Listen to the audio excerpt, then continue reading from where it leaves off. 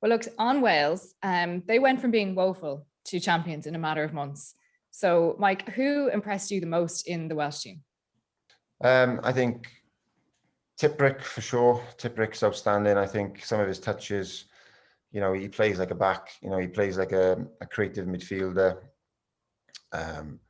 He's got all the skills, and I think he's been outstanding. And then his number 8 partner in Faletau, again, his footwork, and it's great to see him back to his best. He's had, you know, troubles with his injuries and stuff, and great guy away from the game, and you know, he's been a shining light for Wales, and obviously Zamet. Then I know I'm stating the obvious, but you know, he's been outstanding. Some of the tries he scored have been, you know, not just sort of dot downs; they've been amazing, great individual finishes, and you know, the one against Scotland, and you know, just again, skill set. You know,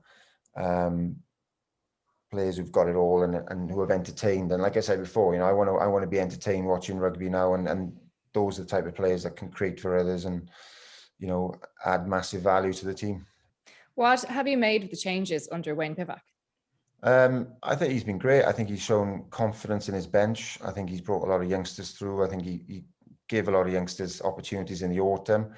And of course, yeah, there wasn't the results, but the boys had that international, you know, time on the field. And I think, you know, Sheedy, Hardy as well was outstanding against England. And those boys were coming on games in key times and winning games for Wales. So, you know, he was building a squad. He's been building a squad really. And I think, yeah, I felt sorry for him after the autumn international. So I think he's going to do an amazing job for Wales. For how many years he'll go on, but I think he'll develop a real sort of an open, sort of attractive style of rugby, you know, which suits us as sort of players in Wales. I think, you know, none of this, not so much of a, you know, crash ball, run into people head on, you know, look for space, use footwork, be creative. And I think, yeah, it's been, you know, he's really impressed me, and you know, in the way that he's shown faith in his squad. Really, it's been good. Well, Mike, look, when you look back at the countless Grand Slams that you won at Wales, what campaign was your favourite, and also what was the best squad night out? Oh, jeez, can't remember the night outs. The best night out. Tiger. Glam. They're all pretty epic. Yeah, going back to the first one where we won up in Twickenham, and yeah, that was a good one where it's all come out now, and kind of we were told we weren't allowed into Cardiff, so we could drink as much as we wanted in the hotel. And I was actually a good boy that night, but then in the morning, the stories have come out that Shane has offered Gats outside.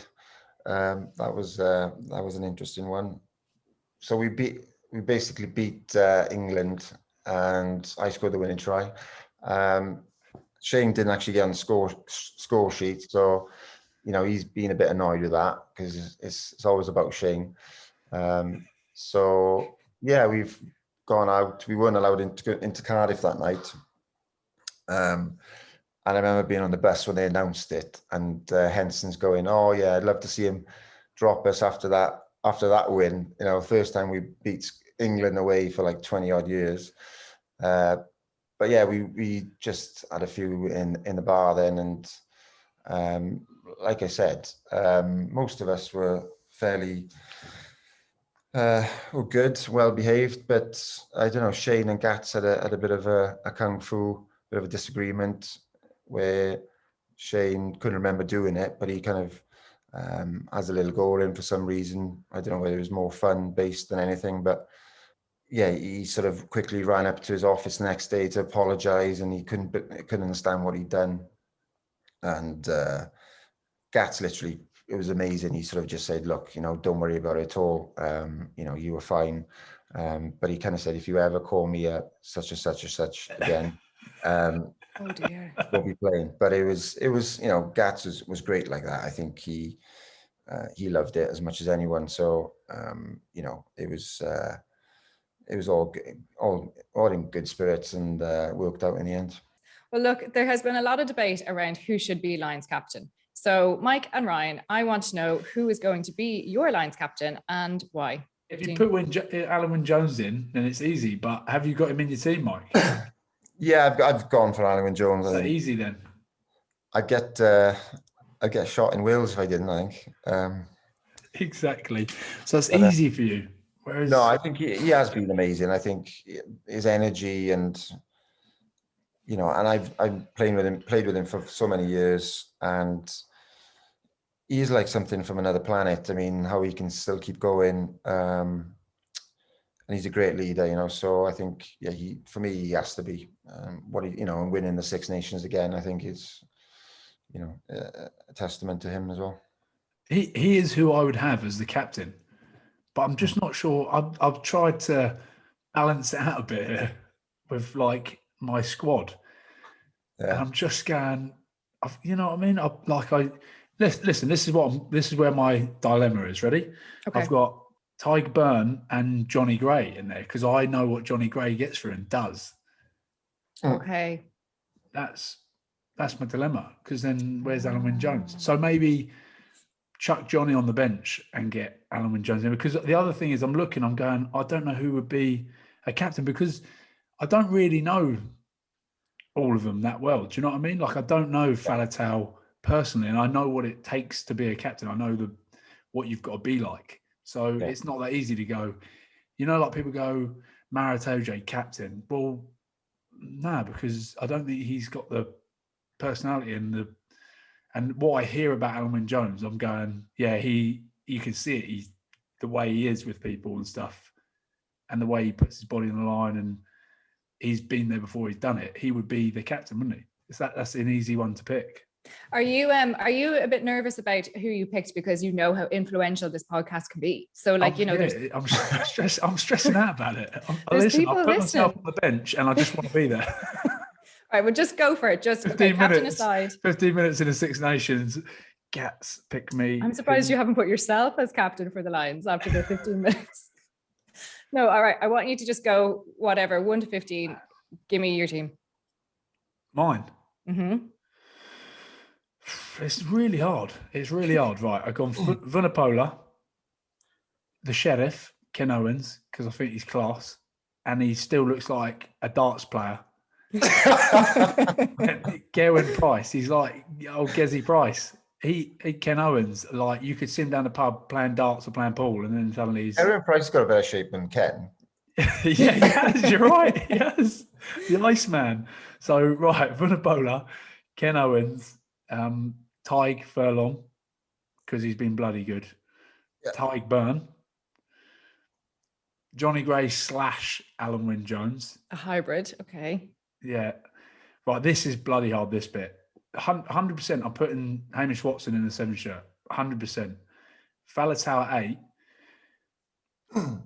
I'm going Tipuric at 6, but I know he's not a 6, but like you're saying, you could put him anywhere across that back row. He's a bloody good line-out option as well. For a pretty short guy, he's a good line-out option as well. And I'm thinking, imagine him and Hamish Watson turning over ball against the Saffers. And that's what the other thing you got to think about is this is South Africa. Yeah. So you start sticking big, massive blokes in there trying to smash them up. It isn't going to work. You need a little bit of finesse, like we're saying, that, you know, a bit of pace, jackalers, turnovers, right? I'm buying into this. Now, let me explain this bit. Finn Russell at 10. Yep. Who's 9? Well, that's it. Finn Russell at 10. So I think he needs his little sidekick, Ali Price, with him. Right? I know. Centres, I haven't got a clue. I don't really know centres, but I've gone Henshaw and John Davies, the Fox. I've gone Lewis Rees-Zammit. Centres then, and those two came up. They're my. They're like they're the question marks around there, because the other one, Hugh Jones, but he's so good in attack, and I think he would do well. Plus, he did a gap year in South Africa, so he'd be all right. Lewis Rees-Zammit on one ring at 14. Hoggy at 15, and my other winger, to add a little bit of balance, Duhan van der Merwe. I wouldn't have said it until I saw the nick of him when I was in camp, and I'm like, he's top try scorer, isn't he, of the Six Nations? Yeah, he's a powerful bloke. So then you've got speed and power. So Gats would love that type of player as well, I think. There you are. So Zammit on one wing. Oh, what can I say? One. Zammit on one wing. There you go. Because I'm telling you, Finn Russell putting those crossfields with that fella chasing after him, mate, all day you're scoring tries against the Saffers. And then, yeah, bringing Duhan van der Merwe off 9, little tucks, smashing him up, using him as a back row, basically. Now, are you only picking Ali Price because he's your friend? Because I don't know, I've seen a lot of lines, 15's been selected over the last few days, and not one of them. Why Conor Murray? Everyone's picked Conor Murray. Why? Because that is not going to suit Finn. A bloke that's just going to kick the nuts off the ball. Nah. That is not going to suit Finn Russell. You've got to think about Finn Russell here. You've got to think of, what does he want? What does Finn want? Finn wants someone that's going to give him the ball. Early, quick, speedy ball. Right. Mike, you're up, mate. So I've gone Wyn Jones. Right. Oh, mate, you can't just name the whole world. Here goes the West squad. Okay. Ken Owens, Furlong. Yep. Atoje, Alwyn Jones,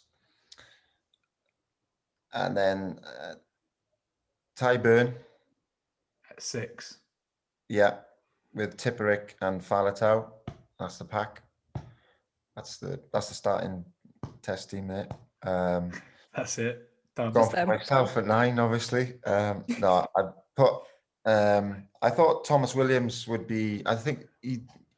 Still think he'd be going. I still think he'd be pushing. I like him, but I've got Murray in there because he came on my podcast a few weeks ago. And he comes to Dubai a lot. He does. Yeah, and he's good a little bit, and that rooftop bar that you do some stuff in.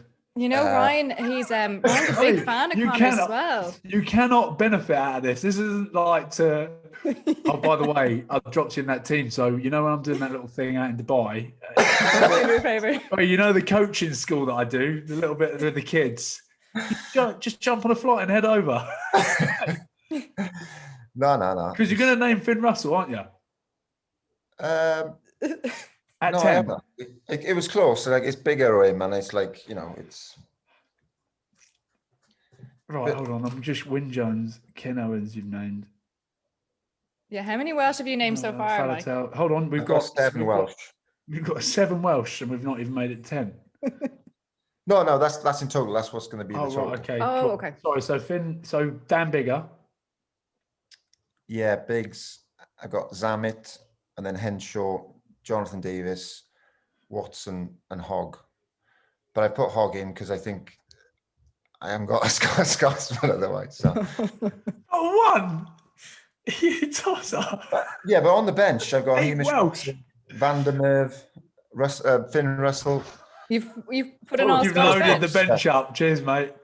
Bench is full of Scots. Oh, that's an important part of the team. You saw at the weekend, the important part of the team is the finishers. Yep.